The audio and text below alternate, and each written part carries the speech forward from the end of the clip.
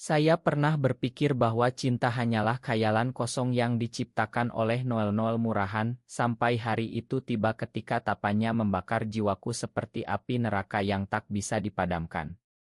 Bagaimana mungkin seorang pria seperti dia, seorang ceo kaya raya yang dikenal sebagai pangeran es di dunia bisnis Jakarta, tiba-tiba membuat hatiku berdegup kencang hanya dengan satu sentuhan tangan yang tak sengaja. Dan yang lebih gila lagi, aku, seorang sekretaris biasa dari keluarga sederhana di pinggiran kota, menjadi pusat dari badai emosi yang mengancam menghancurkan segalanya. Aku, Ardi, baru saja lulus dari universitas di Bandung ketika aku memutuskan untuk mencoba peruntungan di ibu kota. Jakarta, kota yang penuh mimpi dan mimpi buruk, menyambutku dengan hiruk-pikuk lalu lintas dan gedung-gedung pencakar langit yang menjulang. Aku mendapat pekerjaan sebagai sekretaris di perusahaan raksasa milik keluarga Wijaya, di bawah pimpinan Tuan Rama Wijaya. Dia adalah legenda di kalangan pebisnis, dingin, disiplin, dan tak pernah tersenyum. Kata orang, dia adalah pria yang menolak segala bentuk godaan, hidup seperti biarawan di tengah kemewahan. Pagi itu, hari pertamaku, aku berdiri di depan pintu kantornya dengan tangan gemetar memegang map lamaran. Masuk, suaranya tegas dari balik pintu kayu mahoni. Aku mendorong pintu dan melihatnya duduk di belakang meja besar, mata tajamnya menyapu diriku dari atas ke bawah. Kau Ardi. Duduk. Aku patuh, tapi hatiku berdegup tak karuan. Ada sesuatu di matanya, sesuatu yang tak bisa kudeskripsikan, seperti api yang terkubur di bawah lapisan es tebal. Seiring hari berganti, aku belajar ritme kerjanya. Tuan Rama bangun pagi buta, berolahraga di gym pribadi, lalu ke kantor sebelum matahari terbit. Aku harus siap dengan kopi hitam tanpa gula, agenda harian, dan laporan keuangan. Dia jarang bicara selain perintah, tapi kadang saat aku menyerahkan dokumen jari kami bersentuhan. Setiap kali itu terjadi, aku merasakan getaran aneh, seperti listrik yang mengalir melalui nadiku. "Apa kau baik-baik saja?" tanyanya suatu hari, ketika aku menjatuhkan pena karena terganggu oleh tapanya. Aku menggeleng, "Tidak apa-apa, Tuan." Tapi dalam hati aku bertanya-tanya, mengapa dia memperhatikanku seperti itu. Malam-malam di kantor sering kali panjang. Kami bekerja sampai larut, hanya ditemani cahaya lampu neon dan suara hujan deras di luar jendela. Suatu malam, saat kami menyelesaikan proposal besar untuk mitra di Bali, Tuan Rama tiba-tiba berkata, "Kau tahu, Ardi, aku tak pernah membiarkan siapapun masuk ke dalam hidupku seperti ini." Aku terkejut, tapi dia cepat mengubah topik. Aku pulang dengan pikiran kacau, memimpikan senyumnya yang jarang muncul. Apakah ini hanya imajinasiku? Atau ada sesuatu yang tumbuh di antara kami, sesuatu yang dilarang oleh norma masyarakat Indonesia yang masih konservatif? Keluargaku di Bandung tak tahu apa-apa. Ayahku, seorang guru pensiun, selalu bilang, "Jaga dirimu di kota besar, jangan terbawa arus." Tapi arus itu sudah menyeretku. Aku mulai memperhatikan detail kecil tentang Tuan Rama, cara dia menyisir rambutnya yang hitam legam, aroma parfum kayu yang selalu menempel di jasnya, dan bagaimana matanya melembut saat melihat ke arahku. Suatu hari, saat rapat dengan investor asing, aku melihatnya membela idenya dengan penuh semangat. Hatiku berbunga, tapi aku ingat posisiku, aku hanyalah sekretaris, dia adalah bos. Konflik pertama muncul ketika adik perempuannya, Sinta, datang ke kantor. Dia cantik, berpendidikan tinggi, dan jelas-jelas dijodohkan dengan Tuan Rama oleh keluarga. "Kak Rama, ayo kita makan malam bersama," katanya manja. Tuan Rama mengangguk, tapi matanya melirikku sekilas. Malam itu aku tak bisa tidur. Apakah aku cemburu? Ini gila. Aku pria, dia pria, dan di negeri ini, cinta seperti itu bisa menjadi mimpi buruk. Tapi perasaan itu semakin kuat, seperti ombak di pantai Bali yang tak bisa dihentikan. Aku mencoba menjauh, tapi pekerjaan memaksa kami dekat. Saat perjalanan bisnis ke Surabaya, pesawat kami delay karena badai. Kami terjebak di bandara, berbagi cerita pribadi untuk pertama kalinya. Aku dibesarkan untuk menjadi sempurna, katanya pelan. Tak ada ruang untuk kelemahan, termasuk cinta. Aku menatapnya, tapi Tuan, bukankah cinta yang membuat kita manusia? Dia diam, tapi tangannya menyentuh punggung tanganku sejenak. Getaran itu kembali, lebih kuat. Kembali ke Jakarta, segalanya berubah. Tuan Rama mulai menghindariku, memberikan tugas melalui email daripada langsung. Aku merasa kehilangan, seperti ada lubang di dadaku. Apakah dia merasakan hal yang sama? Atau dia takut? Malam itu aku duduk di apartemen kecilku, memandang langit malam yang penuh bintang. Mengapa harus dia, gumamku pada diri sendiri? Perasaan ini seperti racun manis, semakin ku minum, semakin ku candu. Hari-hari berikutnya terasa seperti siksaan. Tuan Rama semakin dingin, tapi matanya sering mencuri pandang ke arahku saat aku tak melihat. Aku tahu karena aku juga melakukan hal yang sama. Di rapat pagi, suaranya tegas seperti biasa, tapi ada getar halus yang hanya aku yang bisa rasakan. Ardi, siapkan laporan untuk besok, katanya tanpa menatapku. Aku mengangguk, tapi hati ini berteriak, mengapa kau menjauh? Suatu sore, saat hujan deras mengguyur Jakarta, aku terjebak di kantor sendirian dengannya. Listrik padam, dan kami hanya ditemani cahaya lilin darurat. Kau tak perlu takut, katanya, duduk di sebelahku. Aroma tubuhnya begitu dekat, membuat napasku tersengal. Kami berbicara tentang masa kecil, aku bercerita tentang kampung halamanku di Bandung, dia tentang tekanan keluarga Wijaya yang kaya raya. Aku tak pernah bebas, gumamnya. Selalu ada harapan yang membebani. Aku ingin memeluknya, tapi aku tahan. Malam itu, saat listrik menyala kembali, dia tiba-tiba berdiri dan pergi tanpa kata. Aku pulang dengan air mata yang tak tertahankan. Di kamar mandi apartemen, aku menatap cermin, Ardi, kau gila. Ini tak mungkin. Tapi mimpi malam itu penuh dengan bayangannya, tangannya yang hangat, suaranya yang lembut. Cinta ini seperti candu, semakin ku coba lupakan, semakin kuat ia menarikku kembali. Keesokan harinya, kejutan datang. Tuan Rama memanggilku ke ruangannya. Ardi, aku perlu bicara. Hatiku berdegup kencang. Dia menutup pintu, lalu menatapku dalam-dalam. Apa yang kau rasakan terhadapku, tanyanya tiba-tiba. Aku terpaku, kata-kata hilang. Saya menghormati Tuan, jawabku tergagap. Dia mendekat, jangan bohong. Aku merasakannya juga. Jantungku hampir berhenti. Ini pengakuan. Tapi dia mundur, tapi ini salah. Keluargaku tak akan terima. Konflik semakin dalam. Sinta, adiknya, mulai curiga. Dia sering datang ke kantor, mengajak Tuan Rama makan siang. Suatu hari, dia bertanya padaku, Ardi, kakakku aneh akhir-akhir ini. Kau tahu kenapa? Aku menggeleng, tapi hati ini sakit. Malamnya, aku bertemu teman lama di KAI. Kau terlihat menderita, katanya. Aku ceritakan sedikit, tanpa detail. Cinta terlarang itu berbahaya di sini, nasihatnya. Aku tahu, tapi bagaimana berhenti? Perjalanan bisnis ke Bali menjadi tik balik. Di sana, di tengah pantai pasir putih, kami menghadiri konferensi. Malam hari, setelah acara, kami berjalan di tepi laut. Angin malam meniup rambutnya, dan dia terlihat begitu rentan. Ardi, aku tak bisa menahan lagi, katanya pelan. Kami berhenti, tatap mata. Tangannya menyentuh pipiku, dan untuk pertama kali, aku merasakan kehangatan bibirnya di keningku.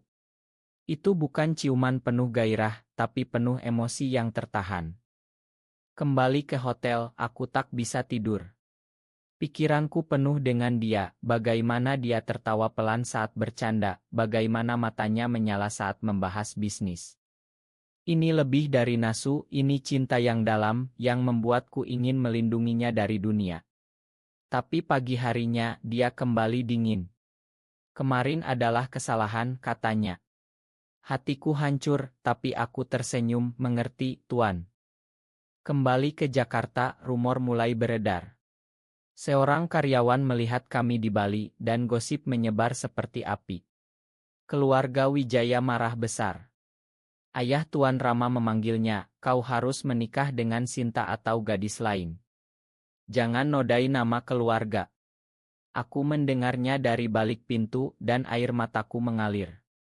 Mengapa dunia ini begitu kejam pada cinta kami?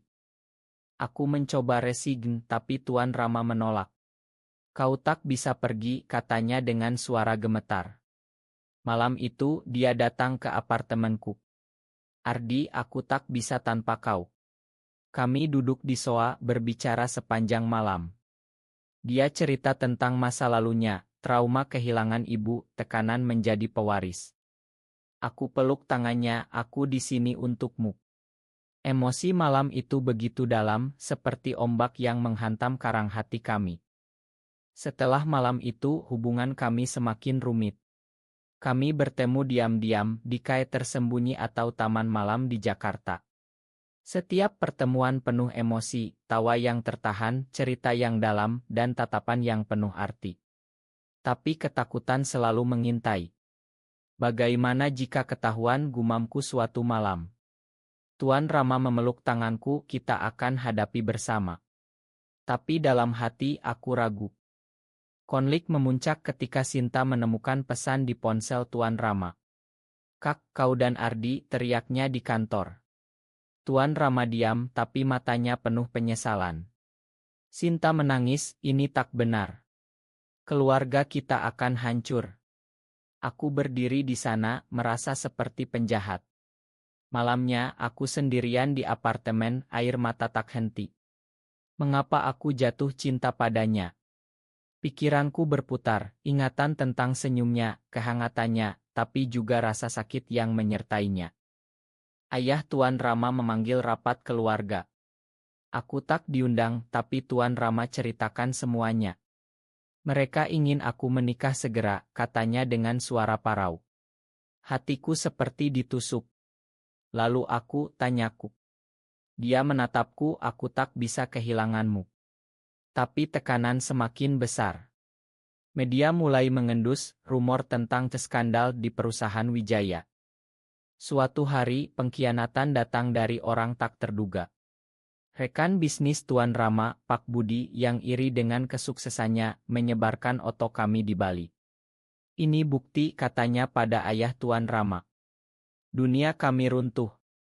Tuan Rama dipaksa mundur sementara dari posisinya, dan aku dipecat. Ini untuk kebaikanmu, kata aku pulang ke Bandung hancur. Keluargaku bertanya, tapi aku diam. Di Bandung aku mencoba lupakan. Berjalan di pegunungan, merasakan angin segar, tapi bayangan Tuan Rama tak hilang. Malam-malam penuh mimpi buruk, dia menikah dengan orang lain, aku sendirian. Mengapa kau tinggalkan aku, gumamku pada bantal. Emosi ini seperti badai, semakin kuat, semakin menyakitkan. Tuan Rama menelepon. Ardi, aku tak bisa tanpa kau. Aku akan lawan semuanya. Hatiku berbunga, tapi juga takut. Kami bertemu di kai kecil di Bogor. Dia terlihat kurus, matanya cekung. Aku sayang kau, katanya untuk pertama kali. Air mataku jatuh. Aku juga. Tapi realita menampar, keluarganya mengancam memutus warisan. Kami memutuskan bersembunyi sementara. Di sebuah ila kecil di puncak, kami menghabiskan hari-hari penuh emosi. Berbicara tentang mimpi masa depan. Bayangkan jika kita bisa bebas, katanya. Aku peluk dia suatu hari. Tapi pengkhianatan kedua datang, Sinta melaporkan lokasi kami pada ayahnya. Mereka datang, memisahkan kami. Aku dikirim kembali ke Bandung, Tuan Rama dikurung di rumah. Malam itu aku menangis sejadi-jadinya. Ini akhir. Pikiranku penuh keputusasaan. Cinta ini seperti api yang membakar, semakin dilarang semakin panas. Tapi apakah layak untuk semua rasa sakit ini? Pemisahan itu seperti neraka. Hari-hari di Bandung terasa hampa, tanpa kabar dari Tuan Rama. Aku bekerja di kai kecil, mencoba lupa, tapi setiap pelanggan yang mirip dengannya membuat hatiku sakit. Malam-malam aku duduk di balkon, memandang bintang, mengingat pelukannya. Rama, di mana kau, gumamku? Emosi ini semakin dalam, seperti luka yang tak sembuh. Suatu hari, surat datang. Dari Tuan Rama, Ardi, aku dipaksa menikah dengan gadis pilihan keluarga. Makan aku. Hatiku hancur berkeping-keping. Aku menangis berjam-jam, merasa dikhianati. Mengapa kau menyerah, teriakku pada angin. Tapi dalam hati aku tahu tekanannya besar. Keluarga Wijaya adalah dinasti bisnis, tak ada ruang untuk penyimpangan. Aku memutuskan pergi ke Jakarta mencari kebenaran. Di sana aku bertemu Sinta di kai. Kak Rama menderita, katanya dengan mata berkaca. Dia tak makan, tak tidur. Hatiku teriris. Mengapa kau lakukan ini, tanyaku. Dia menangis, aku takut kehilangan keluarga. Kami berbicara panjang dan untuk pertama kali aku melihat sisi manusianya. Malam itu aku menyelinap ke rumah Wijaya. Tuan Rama di kamarnya terlihat rapuh. Ardi, bisiknya saat melihatku. Kami berpelukan, air mata bercampur. Aku tak bisa menikah, katanya. Hanya kau yang kuinginkan. Emosi malam itu meledak, kami ceritakan segalanya, dari rasa takut hingga harapan. Tapi ayahnya masuk, marah besar. Pergi dari sini, teriaknya. Aku lari, tapi Tuan Rama mengikuti. Di jalan raya hujan deras, kami berdebat. Kita tak bisa lari selamanya, kataku. Dia menatapku, tapi aku tak bisa hidup tanpamu. Mobil ayahnya mengejar, dan kecelakaan hampir terjadi. Kami selamat, tapi itu menjadi titik nadir. Tuan Rama dirawat di rumah sakit, aku di sisinya diam-diam. Di rumah sakit, kami punya waktu untuk refleksi. Mungkin kita harus berpisah, gumamku dengan hati berat. Dia menggeleng, tidak. Aku akan lawan. Keluarganya datang, tapi melihat kami, ayahnya diam, mungkin melihat cinta kami yang tulus. Setelah pulih, Tuan Rama menghadapi keluarganya. Aku mencintai Ardi, katanya tegas. Debat sengit terjadi, air mata, teriakan. Sinta membela kami, biarkan kakak bahagia. Ayahnya marah, tapi lambat laun hatinya luluh. Jika ini pilihanmu, tapi jangan harap warisan, katanya. Tuan Rama tersenyum, aku tak butuh itu. Aku butuh Ardi. Hatiku meluap emosi. Kami pindah ke rumah kecil di pinggiran Jakarta, mulai dari nol. Bisnis kecil kami berkembang, tapi yang terpenting, cinta kami semakin kuat. Setiap malam kami berpelukan, berbicara tentang masa depan. Tapi pengkhianatan terakhir datang dari Pak Budi. Dia sabotase bisnis kami, menyebarkan rumor lagi. Kami hampir bangkrut, tapi bersama kami lawan. Emosi saat itu begitu intens, marah, sedih, tapi juga harapan. Kita akan bangkit, kataku. Dan kami lakukan. Dengan bisnis yang hampir runtuh, kami bekerja siang malam. Tuan Rama yang dulu CEO megah, sekarang mengantar pesanan sendiri. Aku di sisinya, mendukung. Setiap malam kelelahan, tapi pelukannya membuat semuanya berharga. Ardi, terima kasih, bisiknya. Emosi ini semakin dalam, seperti akar pohon yang menancap kuat di tanah Indonesia. Masyarakat mulai bicara. Di masjid, di pasar, rumor tentang kami menyebar. Tapi kami tak peduli.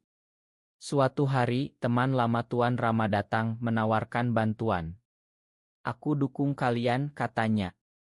Itu menjadi angin segar. Bisnis bangkit, tapi hati kami lebih kuat. Konflik terakhir, ayah Tuan Rama sakit. Kami datang ke rumah sakit. Makan ayah, gumamnya lemah. Tuan Rama menangis, ayah, aku bahagia sekarang. Ayahnya tersenyum, itu yang penting. Rekonsiliasi itu penuh air mata, emosi yang meluap seperti sungai Citarum yang banjir. Dengan dukungan keluarga, kami menikah secara simbolis di Bali, di pantai yang indah. Hanya keluarga dekat, tapi itu cukup. Aku janji selamanya, kataku. Dia peluk aku selamanya. Emosi hari itu tak terlukiskan, bahagia, lega, cinta yang murni. Tahun-tahun berlalu, kami adopsi anak yatim, memberi mereka rumah. Cinta kami menjadi inspirasi bagi banyak orang yang tersembunyi. Di malam hari, kami duduk di teras, memandang bintang. Dulu aku takut, katanya. Aku tersenyum, sekarang kita bebas. Tapi ingatan masa lalu masih menghantui. Saat hujan, aku ingat pemisahan itu, rasa sakitnya. Tapi itu membuat cinta kami lebih kuat. Emosi ini seperti lagu gamelan, penuh nada tinggi rendah, tapi harmonis. Kini, setelah 10 tahun, kami hidup damai di rumah di Bogor. Bisnis berkembang, keluarga bahagia. Tapi perjalanan ini penuh luka. Aku ingat pengkhianatan, rasa sakit, tapi juga cinta yang tak tergantikan. Rama, apa kau menyesal? Tanyaku suatu malam. Dia peluk aku, tidak pernah. Kami berbagi cerita pada anak angkat kami, tentang pentingnya keberanian mencinta. Di negeri ini, di mana norma masih ketat, kami menjadi cahaya harapan. Emosi akhir ini penuh kedamaian, tapi juga nostalgia yang dalam. Akhirnya, di pantai Bali lagi, kami berdiri tangan bergandengan. Ombak menyanyi, matahari terbenam. Cinta kita seperti samudra, tak berujung, katanya. Aku tersenyum, air mata bahagia mengalir. Ini adalah akhir yang personel, di mana cinta menang atas segalanya.